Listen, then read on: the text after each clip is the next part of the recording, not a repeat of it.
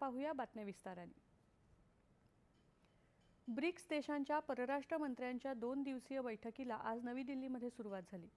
शांतता आणि सुरक्षितता जागतिक व्यवस्थेच्या केंद्रस्थानी असून अलीकडच्या काळातल्या संघर्षांमुळे संवाद आणि मुत्सद्दी वाटाघाटींचं महत्त्व अधोरेखित झालंय, असं परराष्ट्र मंत्री डॉक्टर एस जयशंकर यांनी या बैठकीचं अध्यक्षस्थान भूषवताना सांगितलं। या गुंतागुंतीच्या आणि अनिश्चित जगात समतेच्या सिद्धांतांना अनुसरून आणि जबाबदार चर्चांमधून शाश्वत विकासाला चालना मिळाली पाहिजे अशी अपेक्षा त्यांनी व्यक्त केली।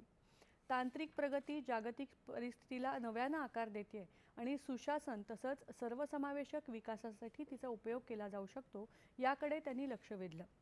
दहशतवादाविरोधात सहकार्य अधिक दृढ करण्यातही सर्वांचं समान हित आहे यावर त्यांनी भर दिला। त्यापूर्वी जयशंकर यांनी या बैठकीचं अध्यक्षपद भूषवताना उपस्थितांचं स्वागत केलं। ब्रिक्स चौकटी अंतर्गत सहकार्य बळकट करण्यासाठी सातत्यानं दर्शवत असलेल्या वचनबद्धतेबद्दल त्यांचे आभार मानले। या बैठकीत ब्रिक्सचे सदस्य आणि भागीदार देशांचे परराष्ट्र मंत्री तसंच शिष्टमंडळांचे प्रमुख सहभागी झाले होते।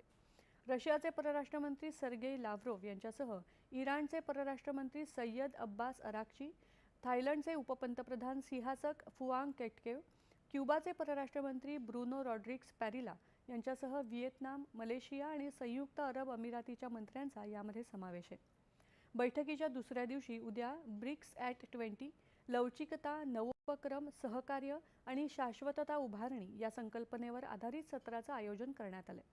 यानंतर जागतिक प्रशासन आणि बहुपक्षीय व्यवस्थेतील सुधारणा या विषयावरही विस्तृत चर्चा होणार आहे। पंतप्रधान नरेंद्र मोदी उद्यापासून संयुक्त